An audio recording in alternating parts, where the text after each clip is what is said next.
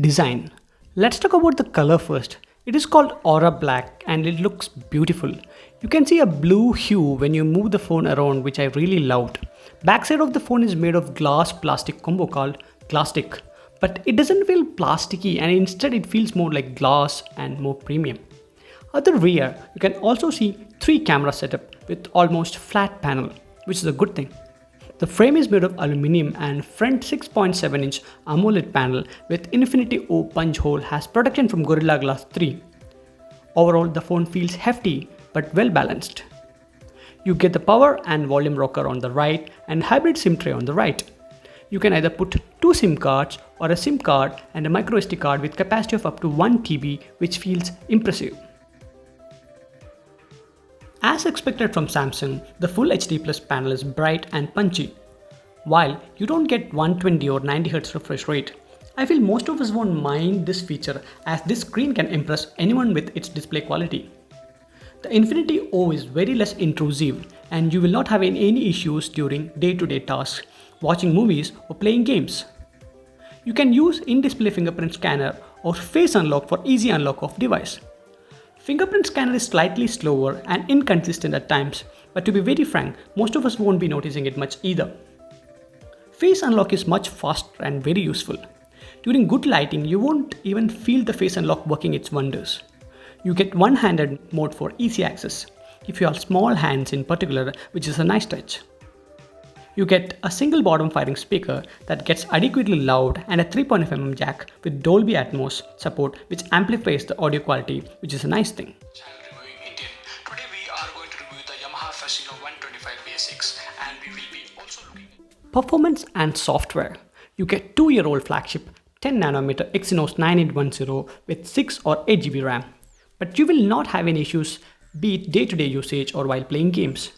I'm not a hardcore gamer, but I feel 9810 chip handle gaming tasks admirably despite being 2 years old. Phone gets Android 10 with One UI 2.1 which feels fluid and easy to use. No issues here as well. The S Pen. Abracadabra.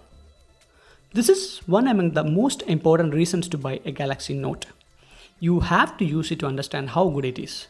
It gives you tons and tons of functionality like on-screen writing, doodling, creating GIFs, live messages, translating handwritten notes into text, etc. You can also use the S Pen as a remote while shooting photos or videos. More about that later. Overall, S Pen will wow you with its usability, even if you are not buying for S Pen usage mainly.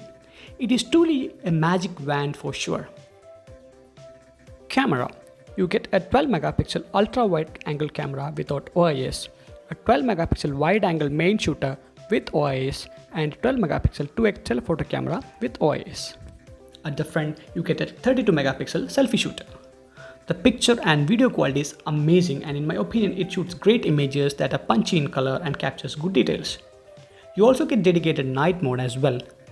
I will share the pictures and video samples for your reference and you can decide whether you like the pictures and videos or not. The S Pen acts as a remote and is really useful. You can use single button press to start and stop a pic or video shooting. Double tap on the button switches between the front and rear camera. You can also get gesture support to capture a pic. All you have to do is to show your palm and within 3 seconds the pic will be taken automatically. The selfie shooter can automatically identify more than 2 people on the scene and go for a wider field of view. Also, you can switch between front and rear camera while shooting picture or videos, which is a nice thing in my opinion, and you don't have to stop shooting to do this.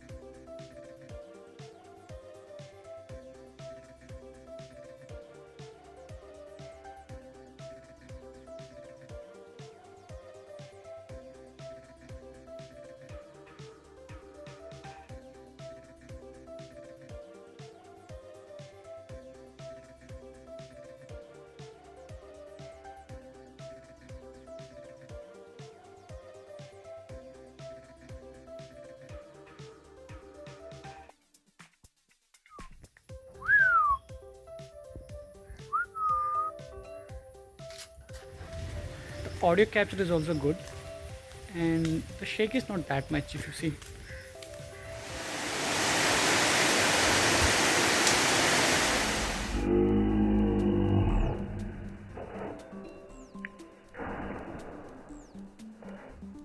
Note 10 Lite features an impressive 4500 mAh battery that supports 25-watt fast charging.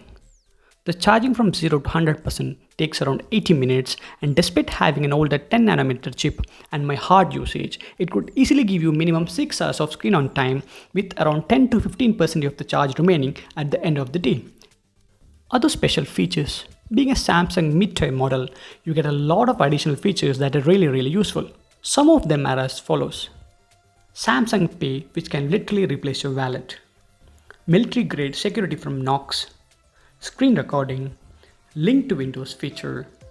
New All-Z feature and secure folder for more privacy. Call and text from other devices. Quick file sharing, and the list goes on. I have 8GB, 128GB variant which retails for around Rs 39,000. But if you buy from Samsung website with exchange, you will get an additional 5,000 rupees discount.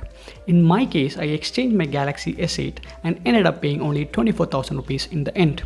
Only word of caution is that compared to Amazon or Flipkart, the delivery process of Samsung is slightly slower, so you guys have to be aware of that part. Final verdict.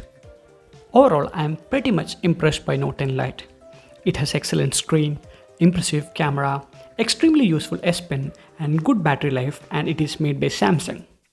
If you can forgive lack of certain not so important features such as high refresh rate screen, latest high performance chip, lack of IP68 water resistance, etc., Samsung Galaxy Note 10 Lite can be the best alternative for Chinese models from the likes of OnePlus, Oppo, Vivo, Redmi and Xiaomi. Reviewing Indian final score 8 out of 10. Excellent value for money alternative to Chinese brands.